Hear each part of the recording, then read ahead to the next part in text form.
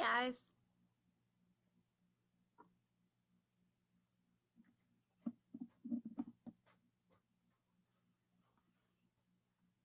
We're doing classic tonight. Hooray, hooray.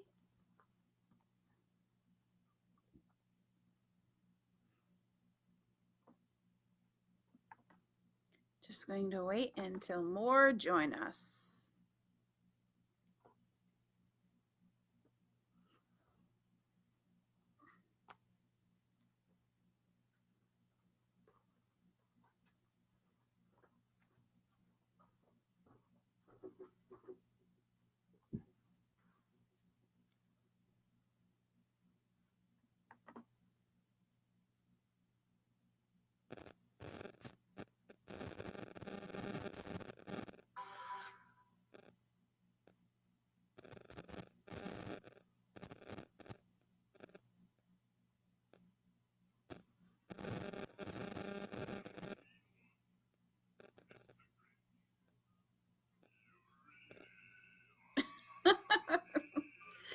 You can probably hear that.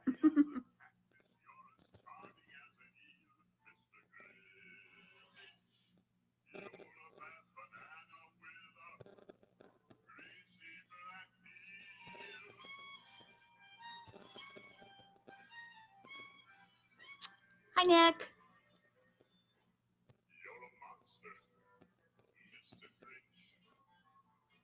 Hey, Jordan.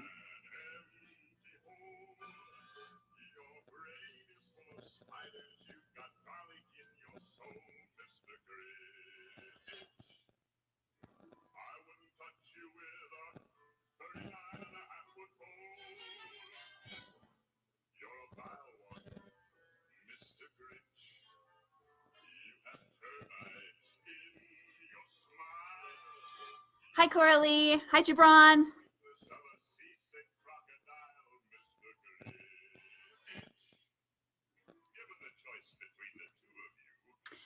We're going to give this just a little bit longer. We will go live at 8 o'clock. Right now I have 7:53, but we are going to be reading a classic tonight. If you can't tell by the audio going on right now, we've got some Grinch in the house. So we will be reading How the Grinch Stole Christmas this evening. Hi, Les. Yes. Do you like my fire? Aren't you all warm and toasty now? I know I am. So stick with us, guys. We will be starting promptly at 8 p.m.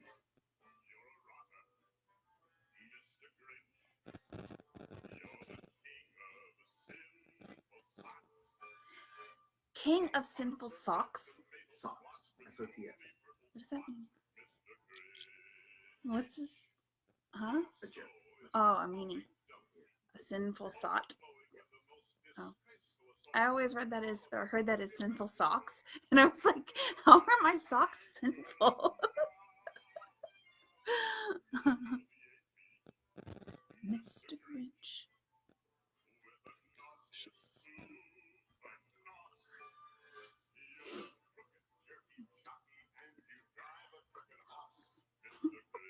Drive a crooked horse. Like a horse. But like how my dad says it. You drive a crooked horse.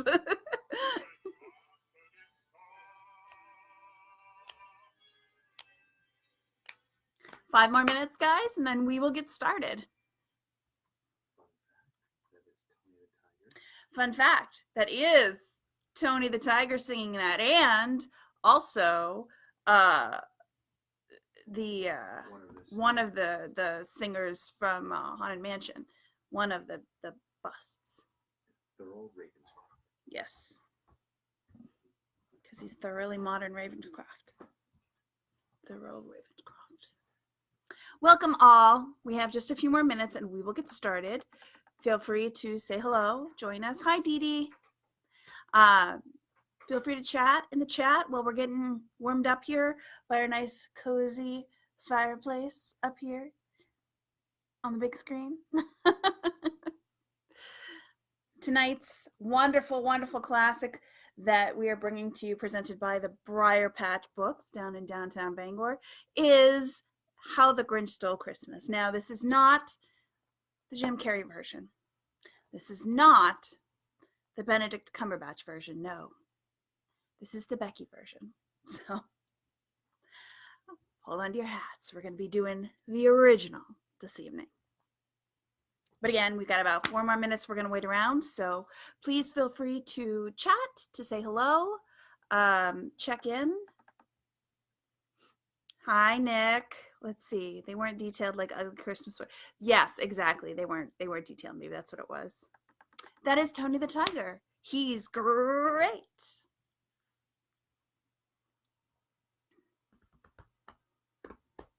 Ba-ba-ba-bum. I know, you learn something new every day, huh, Nick?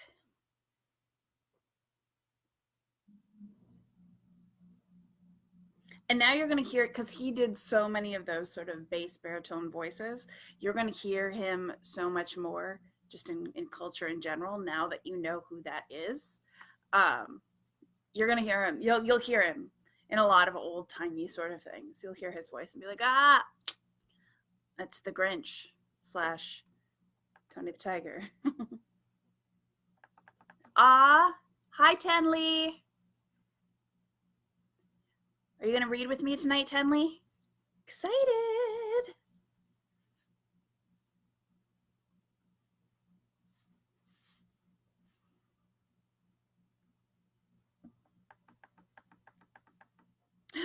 I love this book too. I am so excited to read it with you. We have just a couple more minutes. So everybody hold tight to your seats. Hold tight, hold really, really tight. Because we're going to get so excited. We're going to want to jump out of our seats and read along with me. But you got to hold tight just a little bit longer. Just a little bit longer, and then Grinchy Poo's in the house.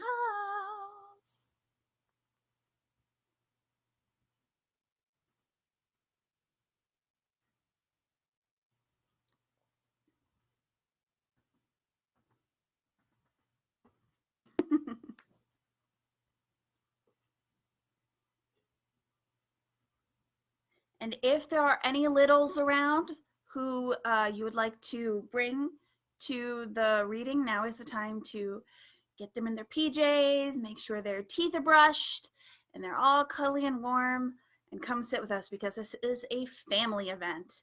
We love having littles join us. So just so you know, I do this almost every Sunday, with a few exceptions here and there. Almost every Sunday, 8:00 p.m. Eastern Time. We do Storytime Sunday. And so this week, of course, is How the Grinch Stole Christmas. Next week, since it is Christmas, we will be reading The Polar Express. So I hope you'll join us next week as well.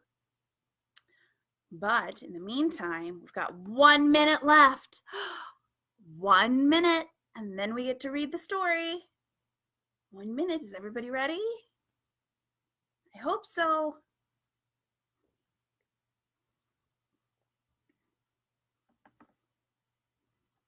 Oh boy, I cannot wait to see what happens with this book.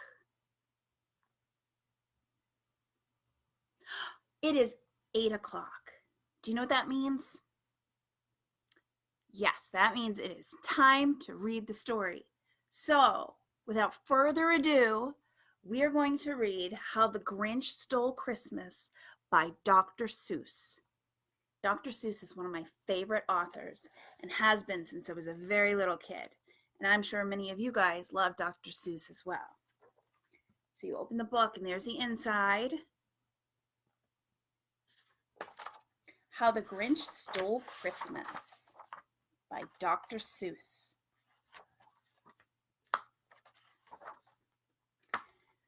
Every Who down in Who-ville liked Christmas a lot.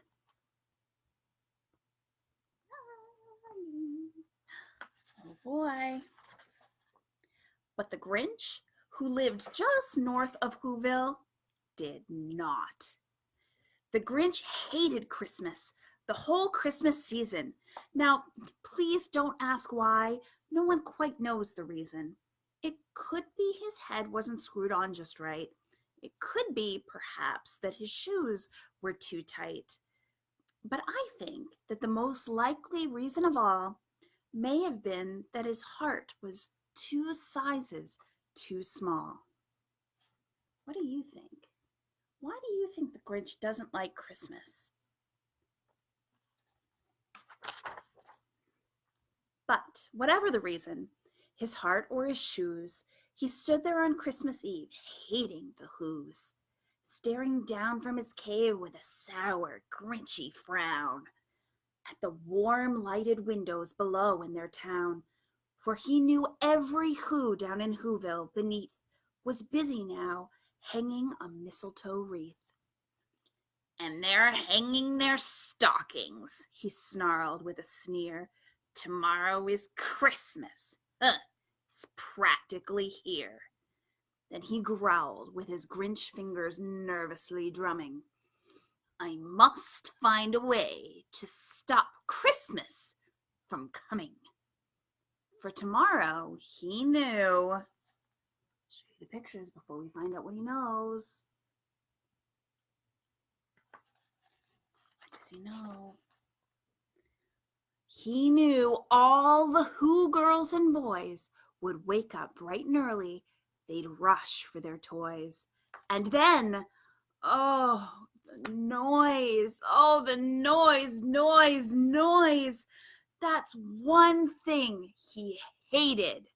The noise, noise, noise, noise.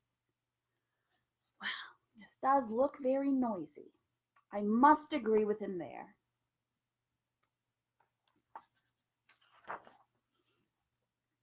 Then the Who's, young and old, would sit down to a feast, and they'd feast, and they'd feast, and feast, feast, feast, feast. They would feast on Who pudding and rare Who roast beast, which was something the Grinch couldn't stand in the least. That's a lot of feasting.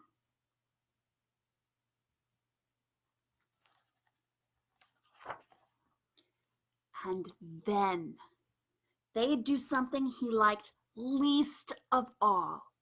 Every Who down in Whoville, the tall and the small, would stand close together with Christmas bells ringing. They'd stand hand in hand, and the Who's would start singing. They'd sing, and they'd sing, and they'd sing, sing, sing, sing. And the more the Grinch thought of this Who Christmas sing, the more the Grinch thought, I must stop this whole thing. Why, for 53 years I've put up with it now. I must stop Christmas from coming. But how? And then he got an idea. An awful idea. The Grinch got a wonderful, awful idea. Uh-oh. That's the face of trouble. I know just what to do. The Grinch laughed in his throat, and he made a quick Santa Claus hat and a coat. And he chuckled and chuckled. What a great Grinchy trick. With this coat and this hat, I look just like Saint Nick. All I need is a reindeer. The Grinch looked around. But since reindeer are scarce, there was none to be found. Did that stop the old Grinch? No. The Grinch simply said, if I can't find a reindeer, I'll make one instead. So he called his dog Max. Then he took some red thread and he tied a big horn to the top of his head.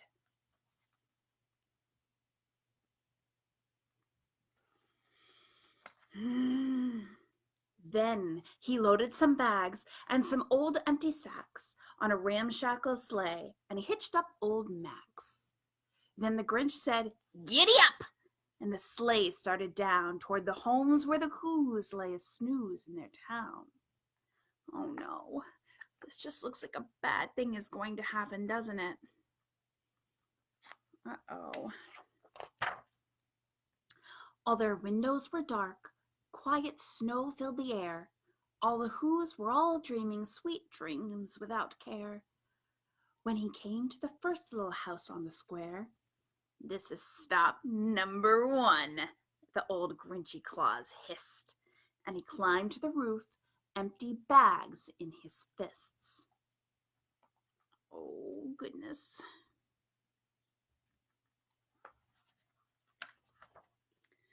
Then he slid down the chimney, a rather tight pinch, but if Santa could do it, then so could the Grinch. He got stuck only once for a moment or two. Then he stuck his head out of the fireplace flue, where the little Who stockings all hung in a row. "These stockings," he grinned, "are the first thing to go." Little Who's all snuggled up in their beds. Oh boy, the Grinch is causing a lot of trouble, isn't he?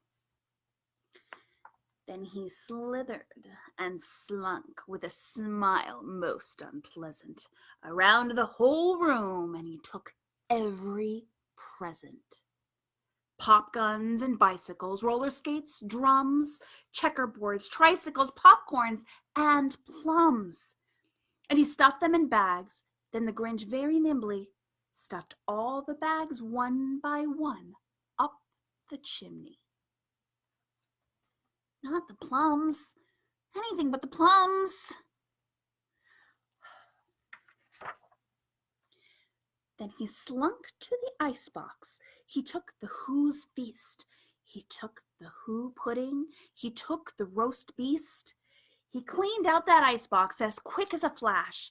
Why, that Grinch even took their last can of Who hash.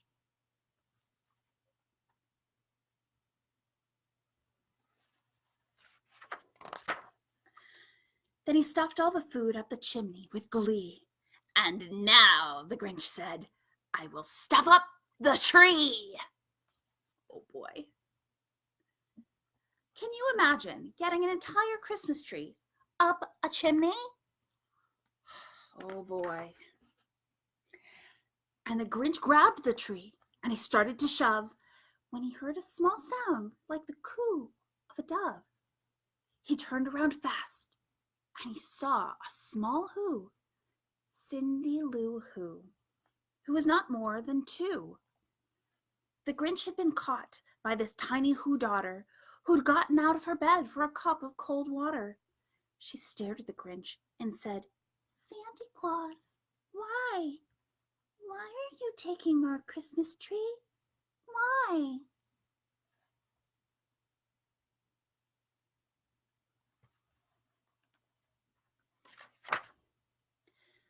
But you know, that old Grinch was so smart and so slick.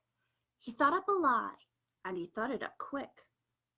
"Why, my sweet little tot," the fake Santa Claus lied, "there's a light on this tree that will light on the side.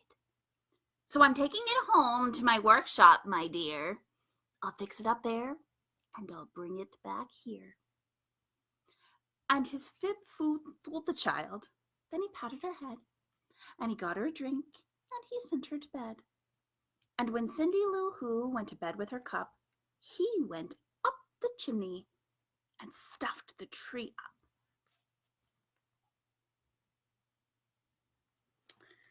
Ooh, that sly Grinch. Then the last thing he took was the log for the fire. Then he went up the chimney himself, the old liar. On their walls he left nothing but hooks and some wire. And he took the one speck of food that was left in the house. It was a crumb that was even too small for a mouse. Completely empty. All those poor, poor Whos. Then he did the same thing to the other Whos' houses, leaving crumbs much too small for the other Whos' mouses.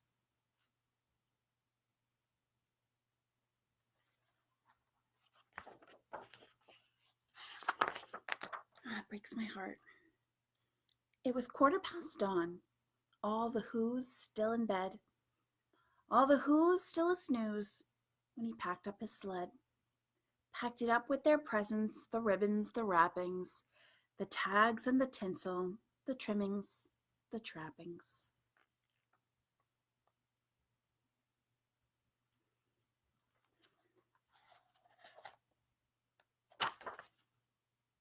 "3,000 feet up the side of Mount Crumbit, he rode with his load to the tip-top to dump it.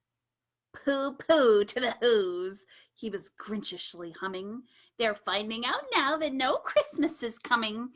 They're just waking up. I know just what they'll do. Their mouth will hang open a moment or two."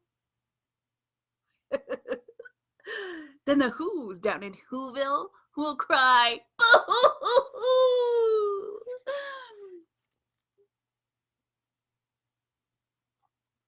That's a tall mountain, isn't it?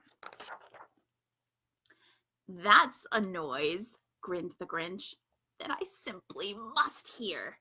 So he paused, and the Grinch put his hand to his ear. And he did hear a sound rising over the snow. It started in low, then it started to grow. Can you hear that sound?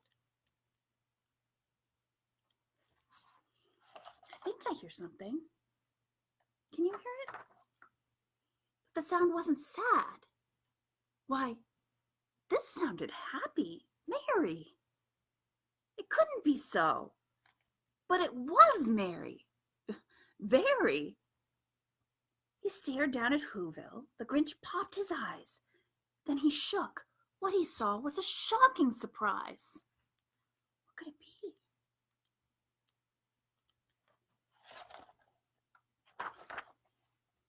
Every Who down in Who-ville, the tall and the small, was singing without any presents at all.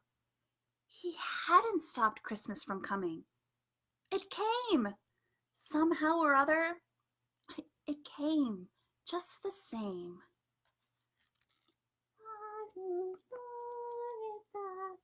Doorways welcome Christmas time. Putting my own soundtrack in there for you. And the Grinch, with his Grinch feet ice cold in the snow, stood puzzling and puzzling. How could it be so? It came without ribbons, it came without tags, it came without packages, boxes, or bags. And he puzzled 3 hours till his puzzler was sore. Then the Grinch thought of something he hadn't before. Maybe Christmas, he thought, doesn't come from a store. Maybe Christmas, perhaps, means a little bit more.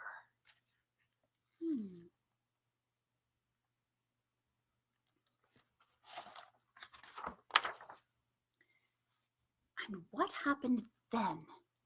Well, in Who-ville they say that the Grinch's small heart grew 3 sizes that day. And the minute his heart didn't feel quite so tight, he whizzed with his load through the bright morning light, and he brought back the toys and the food for the feasts, and he... What do you think he did? Look how happy he looks now. He himself, the Grinch, carved the roast beast. Well, that's the end. He learned a big lesson, didn't he? Wow. Well, thank you guys for joining us. I feel like I'm missing something, but what a great story. Thank you for joining us for How the Grinch Stole Christmas. That is obviously a classic, one of my favorites. I adore Dr. Seuss. I love them. Love him. Love him. In fact, my 7th grade English teacher was such a big fan of Dr. Seuss that she cried in class the moment that she found out he was no longer with us. But his stories always will be and are some of my favorites, and I hope some of yours too. So thank you guys for joining us for How the Grinch Stole Christmas. I appreciate you being with me every Sunday. Next Sunday, we'll be doing the Polar Express. Yay! And it will be Christmas. Are you guys excited? I know I am. Broadway's over here, my cat. He's over here sleeping next to me by the lovely fire. And all of our presents under the tree. So thank you for joining me. I will see you next Christmas, next week for Christmas. Thank you guys. Thank you, Les, Dee Dee, Tenley. Thank you for joining me. Sharon, Anthony.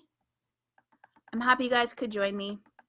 I will see you next week. Give my regards to Broadway. Yeah. He's been quiet this week. He's quite peacefully knocked out right now. He's asleep over there.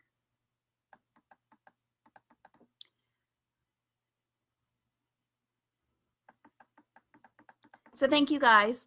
I'm going to sign off, but this video is obviously still here on my page, so feel free to share the Christmas spirit with anybody that you know who would like to hear this version of How the Grinch Stole Christmas. And don't be a Grinch yourself. Make sure that you're doing happy, loving things this Christmas and all through the holiday season and every day for that matter, because nobody likes a Grinch. Make sure your hearts are growing 3 sizes today. Pay it forward and do something good for somebody. Bye, guys. Thank you. See you guys next week.